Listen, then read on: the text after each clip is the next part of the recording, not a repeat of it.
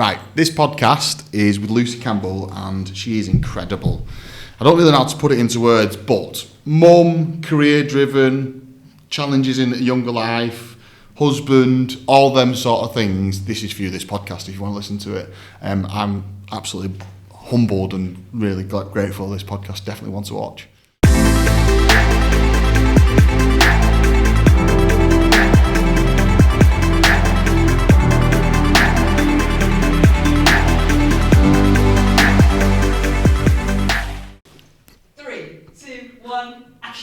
Hi, welcome to another episode of the Tezlom podcast. I'm going to move the stand a little bit already. I'm really sorry. I'm very excited to have this guest on. I'm nervous today. I don't know what's going on. I don't know why. I am. I'm like, what the fuck? Please, will you do me a favour and introduce yourself and just tell us a little bit about what you do in your role? Of course. So I'm Lucy Campbell. I have the absolute pleasure of being CEO of Right at Home UK and also Deputy Chair of the Home Care Association. Yeah. So Right at Home, we provide care in people's home to the elderly population, and we like to pride ourselves on the fact that we really do care, and we pitch ourselves at the quality end of the scale when it comes to care, really doing things for the right reasons. And I get to head up the whole of the operations. We're a franchise network, so we provide everything from quality and compliance support to marketing, training, finance, business planning, the whole shebang. And I am backed by the most incredible team and get to work with the most amazing network of franchise owners. So a bit of a dream come true really for me. I'm going to just go, I was going to go down one way, but I'm going to go down this way. How do you cope? How do you cope with that role? How do you cope with it mentally? How do you get around that, Luce? Like, because I've got a team of 10 at head office, 16, and I've got 21 franchises. How big's your team? So we've got around 30 at national office, with a couple coming on board, which will take us to around 32. We've got 84 franchised territories and employing over 4,500 members of staff, all in all. In terms of coping with the pressure, I think first and foremost, I'm very lucky. I'm backed with the most amazing team. And I've also got an incredible leader in terms of our founder, Ken Deary, who's also chair, and there's not much he hasn't faced in life, and I think he is the absolute master of mental strength, and I've learned a lot from him. So I've been really fortunate that he's supported me through my whole journey, and every challenge that we've faced, it's been good to have somebody to just check in with and think, am I doing this right? And he's a wonderful example. But I won't lie, you're under incredible pressure. You've got a network of franchise owners that you need to show up and deliver the most phenomenal results for day in, day out. And we're also working, in social care, and it's tough. The sector's tough. We're faced with multiple challenges. And, we've also embarked on some really challenging projects in the digital transformation side, really trying to be trailblazers. And of course, things don't always go right, but what I always try and live by is making sure at the end of every day I've done everything for the right reasons, so absolutely on point with my values and ethics, so I've got nothing to reproach myself about. I'm really just knowing that I've given it my absolute everything, and that way you can sleep at night, and even if you don't get things quite right, you know that you've done it for the right reasons. And you've got your conscience intact. And I think that helps you to navigate through any challenge, really, as long as you can look yourself in the mirror and say, yeah, I've given it everything and I've done everything the right way today. Yeah, I think that's a really good way of looking at things. Yesterday I sacked 3 people from work, and I found it extremely difficult because I'm friends with them people as well. As friendly as you can be with teammates. I mean, I think over time you can become very good friends. But it's that piece of work, isn't it? Sometimes when I went home last night, it was very much a business decision, and it was the right thing to do for the business, and I felt that I'd done everything I possibly can for them people in their roles, and it's that piece of work, isn't it, of knowing I was doing the right thing and keeping your moral compass in the right place. Absolutely. I mean, that must have been really, really tough because, the people you work with almost become part of your family. You spend more time with them than anything. But sadly, some people at certain points of the journey in business can be phenomenal in their role. But as the business grows and the demands and the requirements of those individuals change, sometimes they're not always the right people for the longer journey. And that's really, really tough, you know, having to make those hard decisions for the interest of the company, but also in the best interest of those individuals. 100%. Because there's nothing worse than seeing somebody, you know, who's a really amazing person with lovely values, but just not quite, you know, being able to deliver. Yeah, it's a tough one, isn't it? And trying to figure out what the best option is. Absolutely. Yeah. I just find it, I always want to ask like questions like this because living and breathing this business every single day, I often reflect and think, how do other people cope like on a day-to-day basis? And I think that it's, like, I'm not saying I don't cope, but there's definitely points I'm like, fuck hell, today's a tough day today. Like, I've done quite a bit. Like, yesterday was tough making that decision. Mum flew home. And I was like, we need to do this, this and this. And she was like, really? I was like, yeah. And she was like, okay, and how are you going to do it? And I was like, well, I need to get me this information, these figures and these figures, and I'll deliver it factually like that. And I think you'll probably do, maybe not sack everyone some days, but there'll be some conversations you're privy to and decisions you make within the business that can be quite tough. And it's that piece of work, what I was trying to get to is, I went for a big walk yesterday in between, I sacked someone, and then I went for a big walk to try and cope with that. And I went for something to eat, and then I went and I think I rang about 3 different franchisors, spoke to Ryan White and a few other people, Amrit and a few other people, just trying to get that clarity of thinking and then coming back to them, and that's... And isn't that amazing, though, to have that peer network? Yeah. And I think that's what's just amazing about the franchise world. You know, all of the franchisors, we're so happy to support each other, all facing really, really similar challenges. Yeah. And it's the same for the franchisees within the network. You know, they've got this most phenomenal network of support.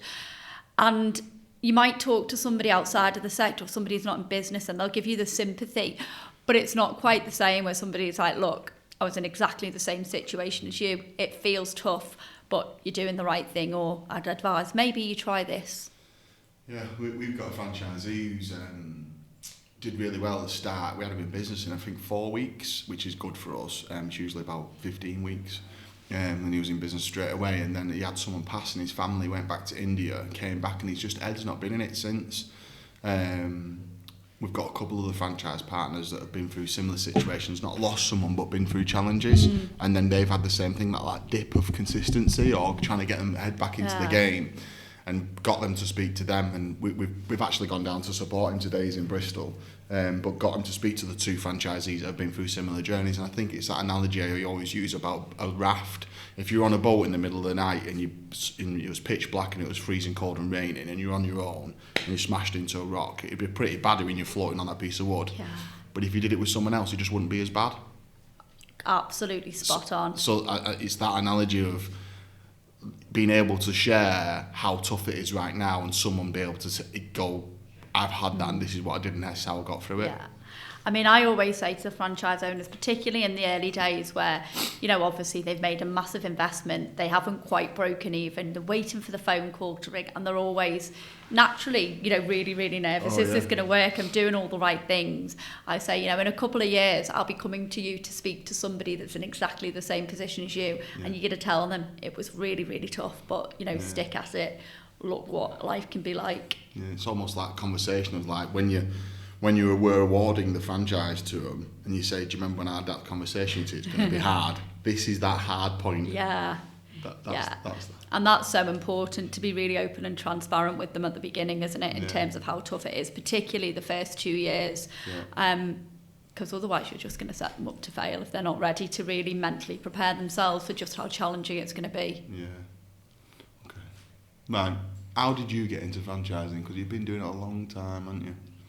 Yeah, no, a really, really interesting pathway. And, you know, I think, you know, a little bit of luck, being, you know, in the right place at the right time. You know, very, very fortunate. But I started off my career in the for more than profit sector, if you like. Did a degree in business and information management. Where's your degree at? In Liverpool. And I decided... You're from Liverpool? Yeah, I'm from Liverpool. Oh, yeah. Decided that I definitely didn't want to go into the IT side. Interestingly enough, I've kind of ventured into that world in recent times with our digital transformation project.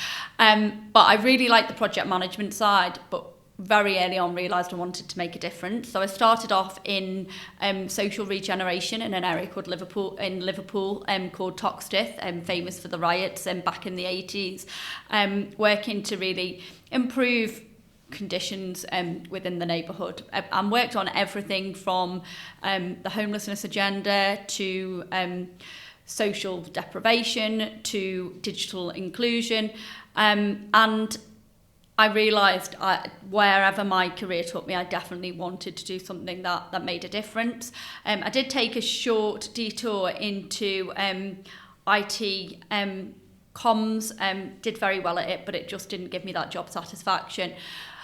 So I then found myself working for an organisation that supported people affected by homelessness, but we ran professional catering operations, and we'd have really fantastic chefs that had worked for really well-established brands such as Harvey Nichols, and they would train up people that were affected by homelessness and give them transferable skills and then support them back into the community. And the director that I worked for in that business knew somebody that was setting up a venture called Franchising Works, and that venture was to support people at transition points in their lives to get into franchising, and part of the enabling package, if you like, was a funding package that we designed in partnership with one of the main high street banks to provide what was called a quasi-equity investment. So effectively, if you were an individual wanting to get into franchising but didn't have that money to get the rest of the money from the bank, we could invest on your behalf, and when the business was making enough profit, you'd buy yourself out of that fund, if you like. And we supported over 100 people into franchising, and it was at a time when unemployment was an issue in the UK, and that was, you know, the most phenomenal eye-opener into the world of franchising, and I absolutely fell in love with everything that it was about. But working in the for more than profit sector, quite often a lot of the businesses rely on government funding, and in terms of longevity, it's quite hard to see past 3 years because it very much depends on how the political landscape pans out. And Right at Home were one of our clients, and certainly from the outside looking in, they were, you know, a major brand, you know, in reality, in comparison to where we are now in our infancy, but still one to really watch. That had a really good reputation, and I knew it was really going places, and saw a job advertised as a senior business support manager. I was previously CEO of Franchising Works, so in terms of job title, it sounded like a step back, but I didn't see it in that way. I saw it as a sideways step to kind of take on a little bit of a business consultancy role. And then, I came to Right at Home. That was about a decade ago now, and never looked back. Well done, it. It's an interesting way to get into it. I didn't even know. Is it still about Franchise Works, or? No, I think they've got a presence online, but unfortunately, a big part of the business model was European funding, which isn't accessible anymore. Yeah. Don't sound like you're from Liverpool, though, do you? Do you not think so? A lot of people say that. I did a lot of amateur dramatics when I was younger. My parents are also from the northeast as well. So yeah, I think a lot of drama, theatre, etc.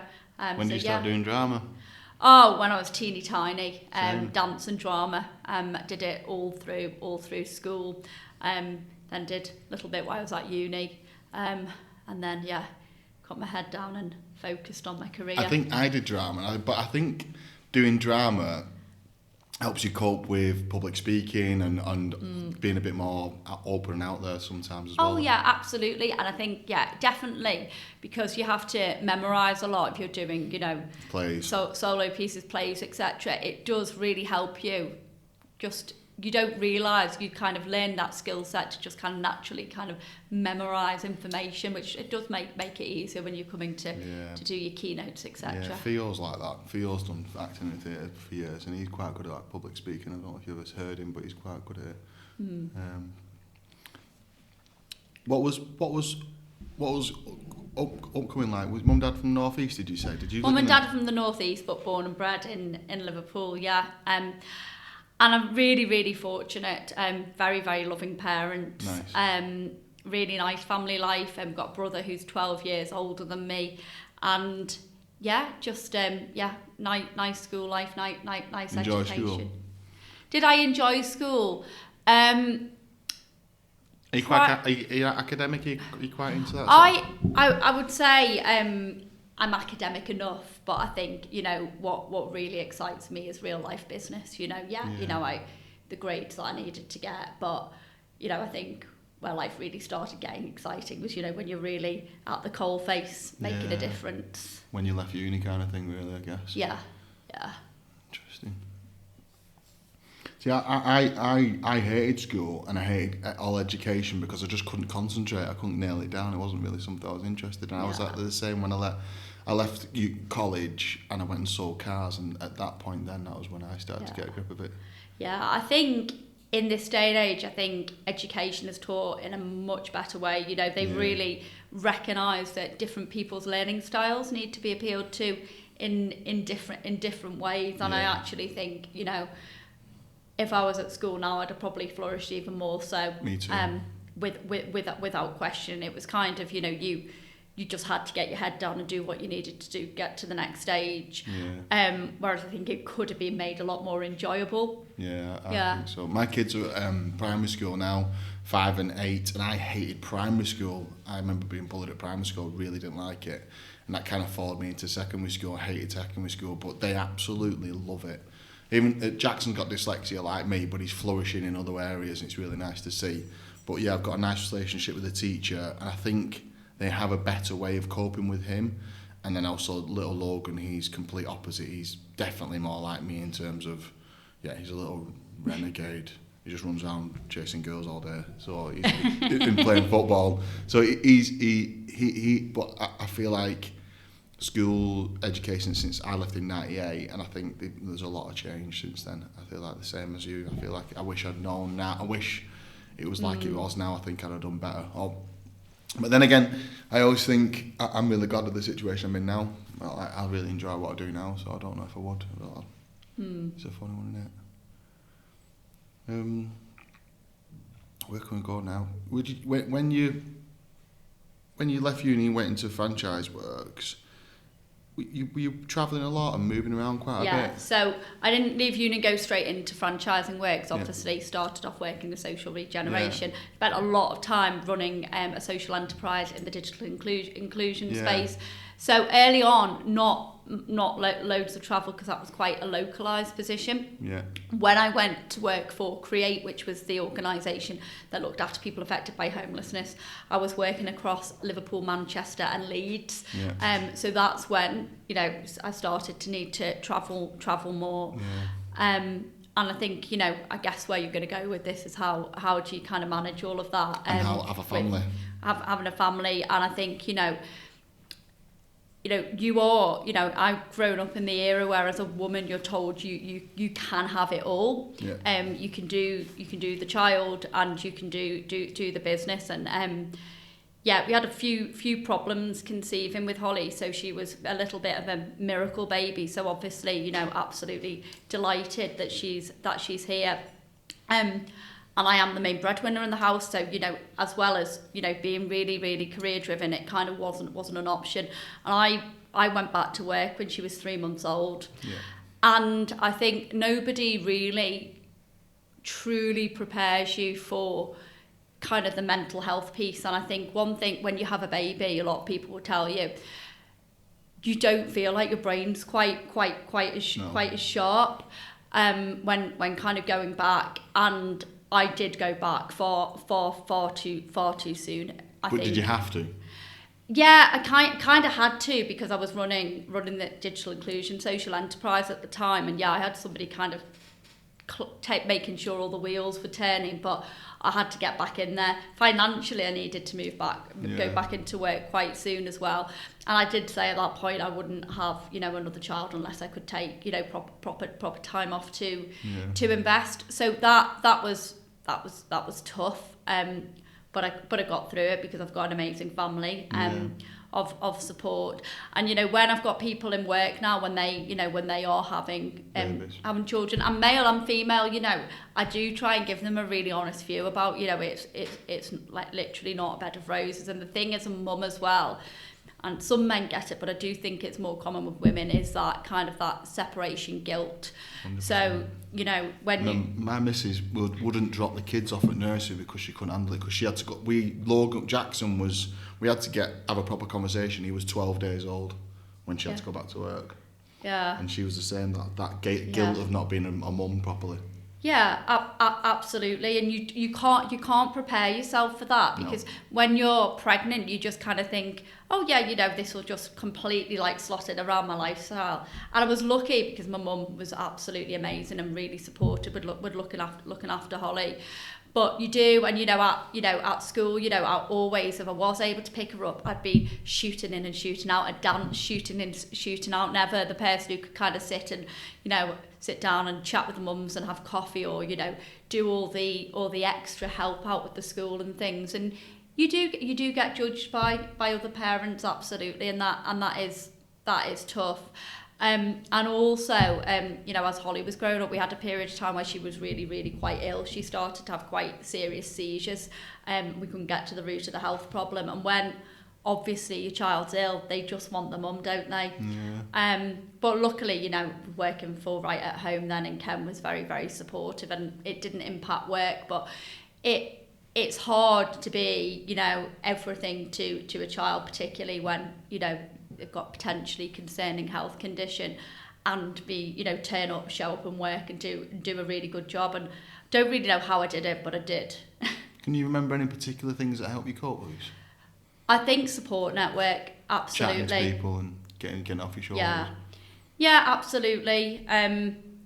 Talking to people, parents, and in a way, I think actually being able to focus on something outside of that, being the career as well, sort of helps you switch off. I will say, fortunately, it was not anything serious. It was just something called abdominal migraines, which caused the seizures. But it was at one point, several times a month, and she was really, really ill with it, really, really sick, and she'd just kind of completely collapsed. So it was quite scary. And then obviously when you're away, worrying, will something happen while I'm away? And they want the mum. Fuck, it's hard that, Lucy.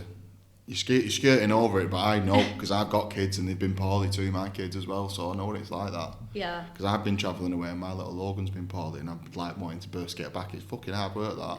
That's up to you, well done. But it's an interesting topic, because we've had people that work for us who've been pregnant before and it's not worked, and we've had, we've not been able to offer them a role and things like that, because I think whatever's happened in their personal life. But then my mum raised me and Tom while my dad worked away 7 days a week sometimes, pretty much brought 2 kids up and ran a business. So she has a different opinion as well as different. Everyone has different opinions, don't they? Someone you speak to is like, I want the full 12 months off, I want to bringing my child up. Mm. And I always struggle with that, trying to figure out what the best. I literally bring it up in every single podcast just because it resonates with me. Yeah. Because I get so much guilt as a dad of trying, wanting to be there. I think last year I did 19 weeks on the bounce of travel, and that's hard. And I've always took the kids for the school and the nursery one, and then last year it changed because both of them went to school, and it made sense for Charlene to do the school run, and I kind of missed that part of it. But yeah, it's that it is possible to have a flourishing career and have kids as long as I think you're organised. Yeah. I personally, we don't have any support. So whilst we had Jackson and Logan, my dad was extremely poorly with Parkinson's dementia, was in a wheelchair, and Charlene's mum lives miles away, and we had no one to support us. And the nursery fees were about 1,200 to 1,500 quid a month. And we just and I worked here, and Charlene's a self-employed hairdresser, and we just mixed it with 2. And I find it really difficult when people can't get them. I struggle understanding what their thought process was when they were having children, of why they didn't put things in place to get themselves in that position to be able to cope with it. And I think sometimes it's that lack of education of people who are becoming parents of what it's really going to be like. Absolutely. I think they just bury their head in the fucking sand. And this might rub people up, but I honestly think people aren't prepared enough, don't get enough support, and think it's going to be plain sailing. It really fucking isn't. Being prepared and having the right support is just absolutely like, if you've got a full-blown career, you need to, the minute you find out you're pregnant, you need to find a nursery. Yeah. That day. Yeah. I mean, the thing is, you know, if you want to succeed in your career, you have got to give it 110%. So if you want to be a mum as well, you've got to make sure you've got the infrastructure around you. Now, I'm really lucky. My husband, he does a solid job, but is very much 8 till 4 and not an hour outside of that. And so that works really well because mine's obviously the polar opposite. And I am a workaholic, but it's because I love what I do. Yeah. So that's great. Plus I've got my parents, so we are really, really fortunate. I don't know how people do it without that support. I mean, my sister-in-law, she's based in London. She's got an absolutely top job at Savills, but they've got like no support network around them whatsoever. And they've got, you know, they've had nursery little ones in school now, but when they're ill or something happens, I had to bring them to school. I brought them to work. Yeah. And you can, that's the beauty of having your own business. The kids used to go to the salon and they used to come here and just be on the couch with a blanket and the iPod. Because we had no choice. Yeah, you've just got to do what you've got to do. Yeah, you've got to do what you've got to do, and I find it. Like, when people's kids are poorly here that work for us, we bring them to school, bring them here. In the summer holidays or school holidays, they just bring the kids to work. Oh, lovely. Because you just have to, because they don't want to miss out on, they don't want to use the holidays up, and the kids can play on the iPod or PlayStation. We've got an Xbox here and stuff. So just make it work, don't you? But it's a funny one, isn't it? If I brought my Holly to work, she'd be trying to run the show by the end of the day. Oh yeah, my kids. No one else does any work. No, they trash the place. There's food everywhere and bits and stuff. Yeah. But I always find it an interesting conversation. I think sometimes it might rub some people the wrong way, but I also. So, because I remember my mum and dad have had businesses their whole life, so I was born into a family of just who've been entrepreneurs their whole life. Both of them, mum and dad together, had separate businesses and their own businesses and sold them as well. And then born into franchising, literally born into franchising. And, it's that, I've lost train of thought where I was going to go then, but it's that piece of work of, again, just knowing that you've got to be set up to do that, to make this happen, to carry on to the next stage. You can't not plan them things. I think it's bizarre, mate, how people don't cope in them situations. But that's what I was going to say is, I don't remember my mum and dad not being putting me in nursery. I know because they told me. Yeah. What I do remember is my dad and mum running businesses and me being in their businesses at 13 and 12 years old and learning how to, they had a clothes franchise and unloading lorries and stacking shelves and dealing with customers and all that side of it. So, you know what I mean? I'd rather be an inspirational parent than one that was looked after when I couldn't remember anything. Yeah. I know it might sound hard. No, absolutely. And I asked my daughter, what are her kind of reflections on, me being there as a mum over the year, and does she feel she's missed out? And she tells me she doesn't, and she says, it's been great to have that sort of role model. And obviously, in terms of life experiences, she's benefited massively. We've been fortunate to be able to travel a lot and give her, a wonderful childhood. And holidays are big, aren't they, when you're a kid? They're huge, and particularly when you do give, 110% to work, that holiday time needs to be really, really protected. And, we've put holidays ahead of kind of, moving to a big house and things like that, because I think it's really important. I've also got a stepson as well. He's 28. So my husband had him when he was 19. So he's always been in my life for as long as we've been together, since being a tiny, tiny baby.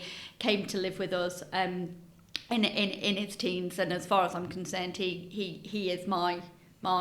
But because obviously he's a little bit older, it's really, really important to us to kind of cram as many memories as possible as a whole family into those years. I'm very, very blessed with him. Yeah, I love that. I think we're going to go on to another topic now, at least.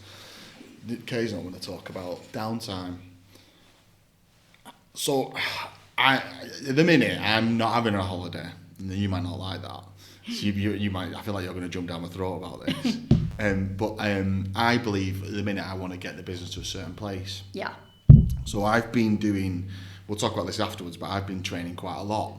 And I feel like the daily routines, if they're managed well, of downtime, you don't necessarily need a holiday. You don't necessarily need. Now, I've been bollocked about this from a couple of guests, so I'm quite happy to take a bollocking off you too. But I had 4 days in January. I went to Tenerife for Mum. Like, Mum literally said to me as she was getting on the plane, "Do you want to come?" And I was like, "Yeah, I'll come for 4 days." So I went and had a little break with her, but I've not had one now, and I won't book anything this year because I want to get the place. How do your family feel about that? They're going to book holiday without me, and I'm going to let them go. They're all right with that, aren't they? Yeah, well, and so my thing is if I went on holiday and the business wasn't where I want it to be, I wouldn't have a holiday. I would just be somewhere else thinking about the business, and that's the problem. Yeah, I know. I kind of get that. And one kind of discipline that I've really tried to master over the years is being kind of present in the moment, because, yeah, you know, right at home to me, you know, it might as well be my own business, and I live and breathe it, and I absolutely love it, and everything that encompasses it. And yeah, when you're away from the business, weekends, evenings, you know, it's always in your mind. But for me, it's not work, because I just love it, and I'd happily, you know, just work, you know, 7 days a week. But I know that's not fair on my family, because I need to give some of me to them and to be completely present. And I think as I've managed to build up a really kind of trusted circle at Right at Home with some phenomenal kind of senior leaders now, I know when I go on holiday, you know, as well as obviously Ken always having a hand in, because he always will, and he'd always make sure everything's all right. And he's very protective of my time when I'm on holiday, by the way. But I know I've got at least one, if not two people there that if something's going wrong, they'll let me know. And I always, first thing in the morning, I'll kind of check my emails, and last thing at night. And I find it's really beneficial if I'm in a different time zone, because then kind of the working day's happened when you wake up in the morning, so you can kind of close off the day knowing everything's all right. Yeah. But I did read something on the internet the other day that said something like any more than an 8-day holiday, you don't get the benefit, and 8 days is actually the ideal time. Yeah, I'd probably agree with that. It takes me a couple of days to switch off, though. It does. It takes me a couple of days, and then a couple of days before I get back, I'm kind of like raring to go and get the wheels moving. Would you say you do? Would you say that, I'm going to delve in here, and you can get me telling to get lost if you want. Would you say you couldn't relax if you hadn't checked your emails? Yes. Yeah, that's right. 100%. Yeah. I would. So where some people say, "Oh, you should switch off completely," I actually say, and I say this to Ken, it helps me to relax knowing that I've checked in and everything's okay. Yeah. And I want to do that because I just genuinely really, really care that everything's okay. Yeah. It's not just a job, it's part of, you know, who I think so. This is another thing, right? I think so. I'll go again. I've gone off right on tangent now. I think there's a point in your career and your salary bracket that goes to a point where there is no longer the working hours. The ones that are on your contract are there for contract reasons. There's a certain amount of money you earn and a certain amount of responsibility you get to, and you now live that life. That is your life. And you can be on holiday, you'll take a phone call about work if there's a certain level. And I'm the same as you. I've got an amazing team. Kay's one of them. Jem, Ollie, Amanda, Roz. So if I go on holiday, which I'm not going to go, but if I did go on holiday, we've put things in place now so that I can have a better holiday. But they know there's a certain level of priority of stuff that I don't need contacting about. And then some stuff, it's like, I need to text you about something, can I talk to you about this? Yes. Because this needs a decision, and there's only me and Roz, and I'm generally on holiday with my mum. Yeah. So that's how it would be. And I like that side of it, and that's what I'm trying to say to you, is I think I would really struggle to have this argument with someone. There's a certain level of salary and responsibility you get to in your career that you have to live it. And you have to be passionate about it, and you have to love it. And if you don't, you'll not succeed. Yeah. Now, I am that person. I live it. I'm passionate about it because I want to, and it doesn't feel like work. Yeah, it doesn't feel like work. But the challenge that I'm constantly like questioning myself about, and people have said, you know, as a leader, when you model certain behaviours, people feel that they need to follow in suit. So true, this. So because I am a workaholic, some people have fed back to me in a very constructive way that some of the team may feel that that is the expectation of them. So if you email them at 10 o'clock at night, they have to respond. If they see you still in the office at 6:30 at night, that becomes the culture. And it's not great. It's not great. So I have tried to be more disciplined in terms of my presence in the office. And I think actually, I know we'll probably go on to talk about kind of exercise and things. Having built that into my life has made me have more discipline on the hours that I'm in the office. Still more than average, but more discipline, definitely. And so what I really do try and do is make sure now that I am getting better at modelling, a more kind of positive, balanced culture, so that everybody is looking after their well-being, and just understanding that not everybody is wired like me and Ken, that just, we just love business and everything. Yeah, so I'm going to admit something now. I've done that here. I've fucked up. You can turn the recording off for this, Kate, if you want. But Is this about me? No, it's about me. I've definitely, over the last 12 months, been a bit of a dickhead about annual leave. And people having annual leave, and I'm like, do you not understand how hard it is right now? Like, don't have annual leave. I've never said it, but I've been sarcastic. I'm quite sarcastic, you probably know.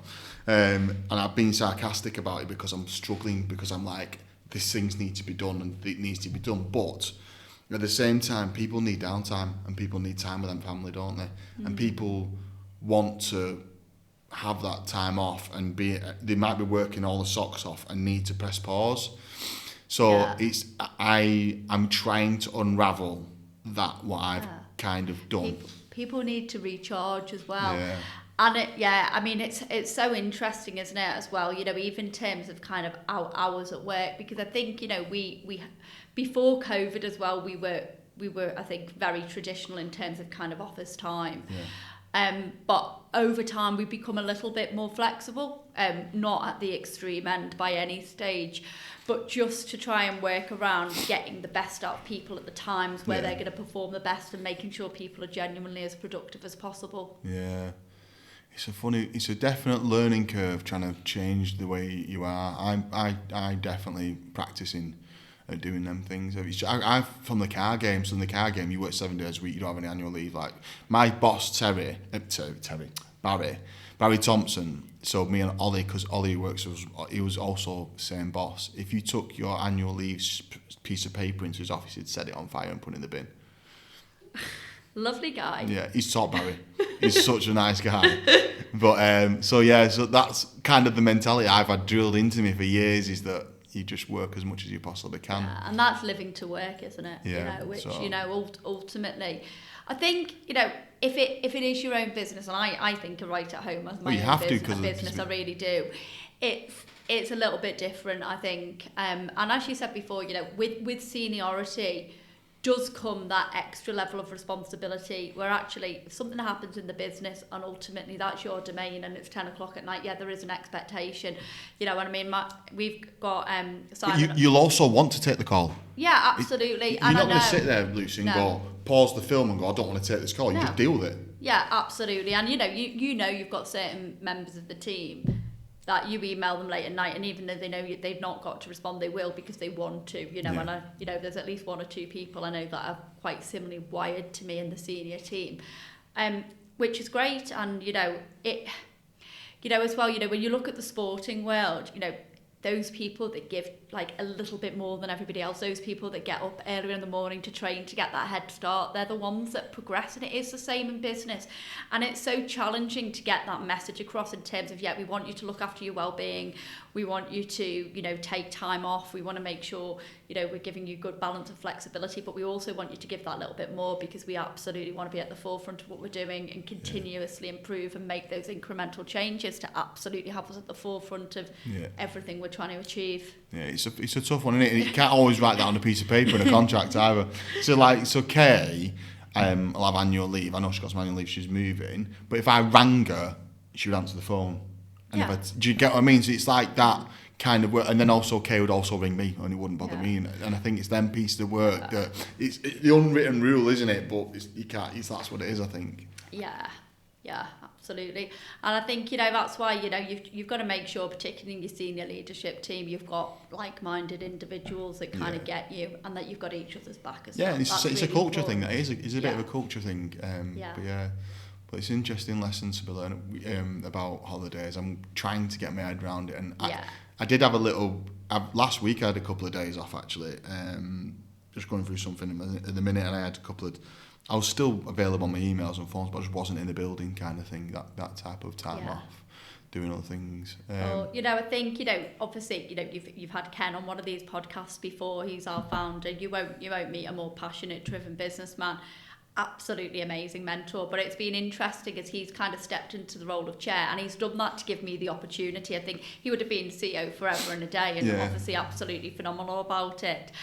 And I know, because he's wired very much like me, just stepping back for him has been challenging, not because he doesn't trust me, just because he just loves doing what he does. And I've said to him, my role is to allow you to be as involved in the business as you want, or as little, and I know, he'll phone me, and he almost feels, if he's going to play golf, like a little bit guilty, and he shouldn't. It's his business. He's put everything into it, and we're all benefiting from all of the sacrifices that he made. But it's just kind of that thing that's ingrained in you that you need to be seen to be working all of the time. It's so true. It is so true. I feel that sometimes. I can feel like I have to be here, but you can. It's your business to say that to Ken. You've put the effort in. It's time for you to reap some of the rewards now. Interesting. Talk to me about holidays. What would you like to go on holiday?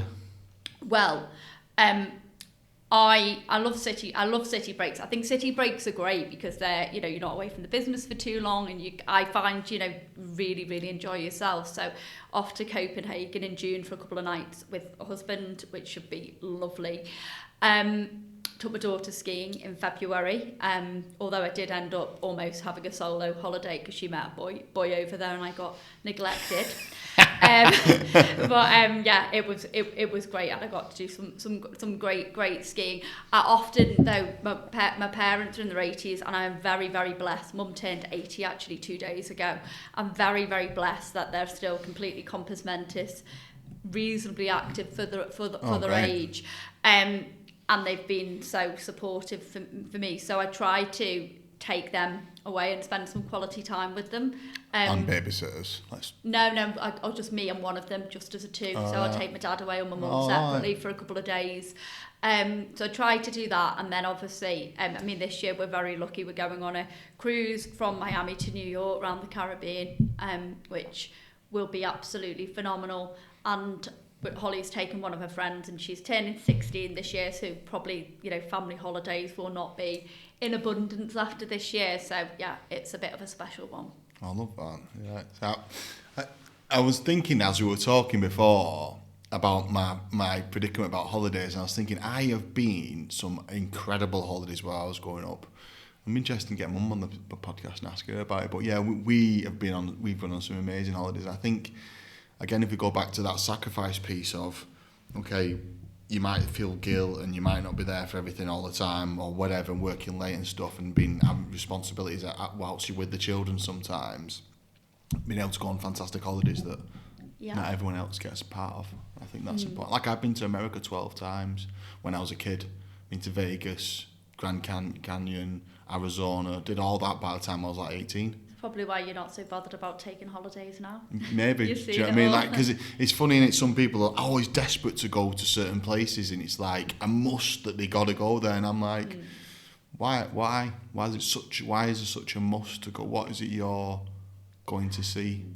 I think, particularly when you go kind of further afield, it's really, really sometimes just brings home to you that we are just kind of living on this tiny island in this bubble, and there's a whole world out there with so many more worse challenges than what we're having to contend with day in, day out. And I think it's quite important, I think, for the younger generation to really realise actually just how fortunate they are. Yeah, absolutely. And I think Holly has had, and Thomas actually, quite a few holidays where we've been able to open their eyes up to how lucky and fortunate they are. Them culture changes when you hear that, like we did Marrakesh, that's quite a big culture change. Yeah. When I was younger, me and my brother, there was the bomb there the week after in the restaurant that we were sat in. There's a picture of me in the restaurant. No, Tom wasn't there. And the week after there was a bomb in that restaurant. I was like, fucking hell, that was a bit dead, close to the bone. Literally the whole balcony was blown up that I was literally sat on. But yeah, I think them culture shocks are quite good for you. But yeah, again, I always wonder why people have got this desperation to travel the world. But that's just my opinion on it. Talk to me about exercise. We mentioned it before, like, because you've lost a bit of weight and you've been looking after yourself. So what's the script with you and exercise? Is it a big part of your life or not? It is now, and it has been kind of periodically. So before I got married, I didn't have any children. Well, my stepson, but no, not a little one to look after, should I say. It was super easy to fit, gym, and I'd be in 5-6 times a week. It was just part of life. And then I think once I had my daughter, obviously you're working full time, and then every minute that you've got, you feel that you need to devote to your child. Yeah. So also before I'd had Holly, I'd been quite lucky in terms of just not really putting on weight. I've just quite lucky. Everything changes once you've had a child. And I'd had over the years periods where I'd taken up running and kind of lost a little bit of weight, and then very much kind of on a yo-yo. But really, I knew after you pushed 40, really needed to, if I'm going to be my best, both kind of in my personal life and business life, I really needed to take control and do something that was sustainable. Yeah. So I joined at the turn of the new year something called the Blueprint Challenge, and it was supposed to be a kind of a remote program where you basically get the program, you check in, and you kind of just followed it to the letter. But the guy, Luke Davidson, who was heading it up, who's absolutely phenomenal individual, by the way, he was based in Chorley, so it's about an hour's drive, and I thought probably worth going and just having a couple of sessions with him so that I know what I'm doing. And after I'd had one, I was like, I'm not bothered about the hour's drive. I'm going to come and see you a couple of times a week. And I actually like the drive because it's time to kind of, you're forced to kind of chill out and think, and you can't do anything other than drive. So it's great. So yeah, he's kept me on track, and it's been complete change in nutrition. Not that I was eating particularly unhealthy, but just really understanding exactly what you need to lose the weight in a sustainable way. And then lots of resistance, a little bit of cardio. But the thing is, it's not a chore now, it's a way of life. And Ken was saying to me, actually, it's very much about just bringing in kind of healthy habits. And I remember a few weeks into the program when kind of the cardio was getting increased, I was like, God, this is quite a lot to fit in. And he just said to me, well, how much do you want it? I was like, no, I really want this. And then I was just like, nothing was stopping me then. Yeah. And I think that's with everything. It's so easy to think about why you can't do it and how hard it'll be to fit in. So it's just little things like now when you're staying away, making sure you've got access to a gym, getting up a little bit earlier, fitting something in on the way home. And it's doable and it's manageable. And apart from feeling happy about how I look mentally, I always thought I was really focused and had really good mental resilience, but I just feel like flying now mentally. I've got a big topic on this, Lucy. I can go on in on this one. I think most people are lazy, but they don't know it. So I've been doing 75 hard. I'm going to continue doing it. 75 hard is 2 45-minute workouts a day, separated. One of them's got to be outside. No alcohol, no sweets, no chocolate. Follow a diet plan. 5 gallons of water. Read 10 pages of a fictional book and take a progress photo. Now, I've had exercise in my life for the last 5 years solid, and I pretty much train every day, and I've done a bit of cold water therapy, and it's tailed off since Christmas. I need to get that back into my life, but generally I exercise minimum 5 days a week, and now I've upped it even more. And it's that piece of work where people think they are tired, right? And you're not. You're actually being lazy. And people make excuses up and they say they need the time off. But what happens is, what I've learned in the last 75 days, it's about 10 minutes of pain, maybe 6 minutes of pain.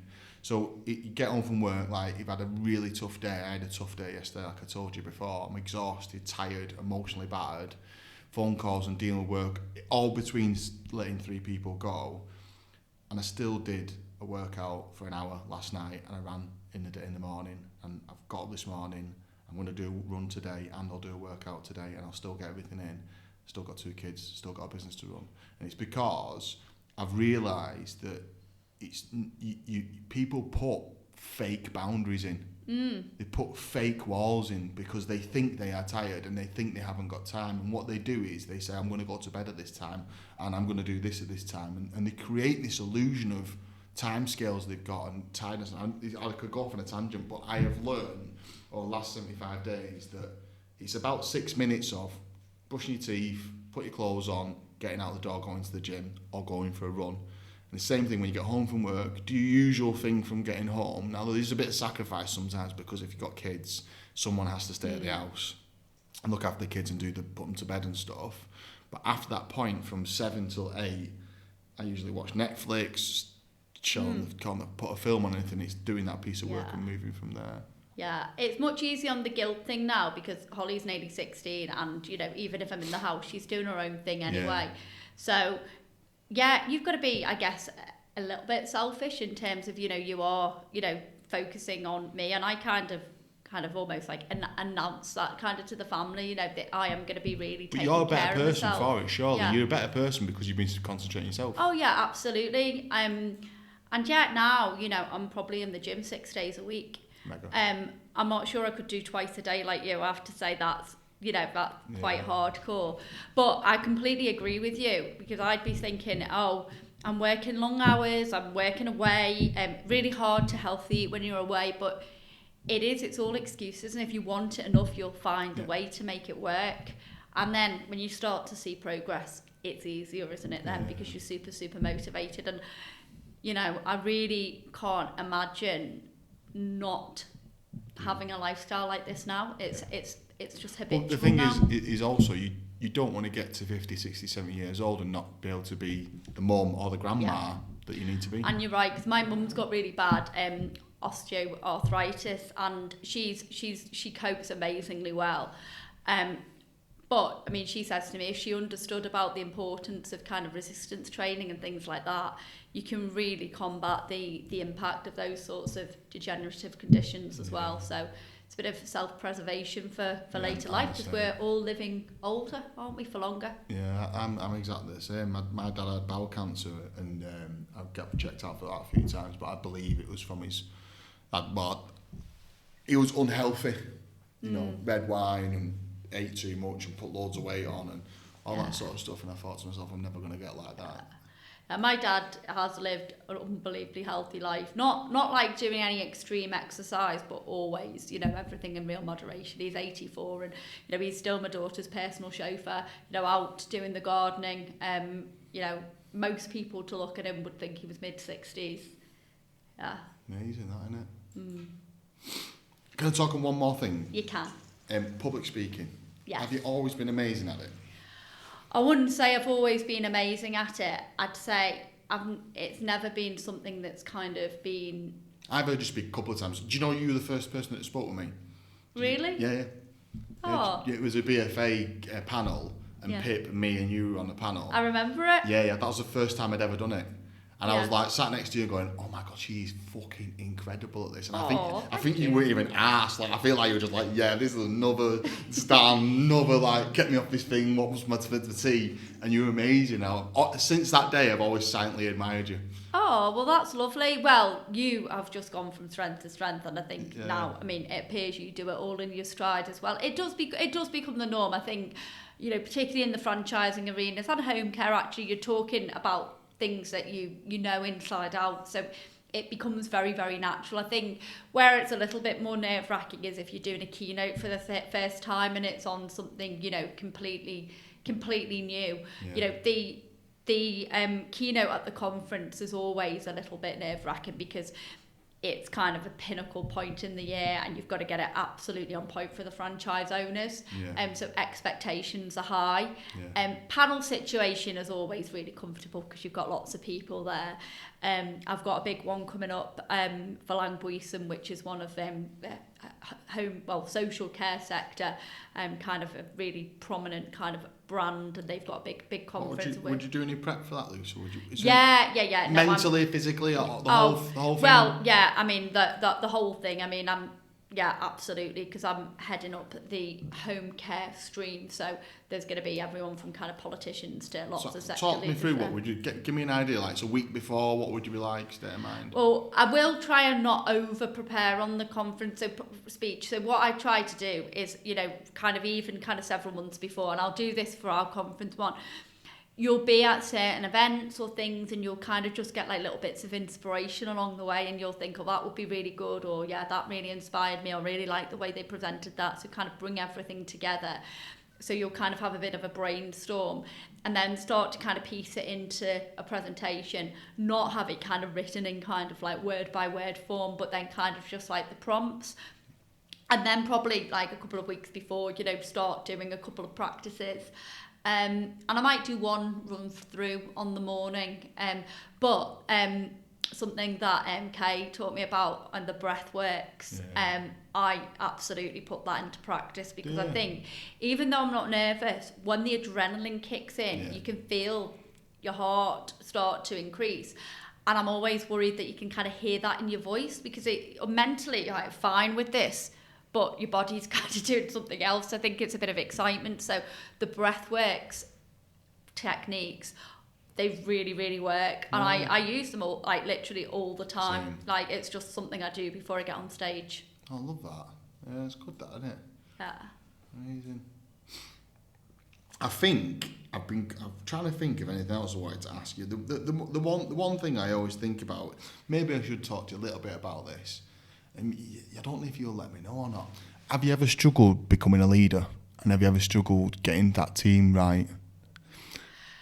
Have I ever struggled becoming a leader? There's been challenges along the way. Of course there has. I was in quite a senior position from quite a young age. So I think, leaders in different areas. So first and foremost, being taken seriously as somebody that is quite young, looks quite young, in sometimes quite formalised environments, often, rooms where you've got lots of middle-aged men.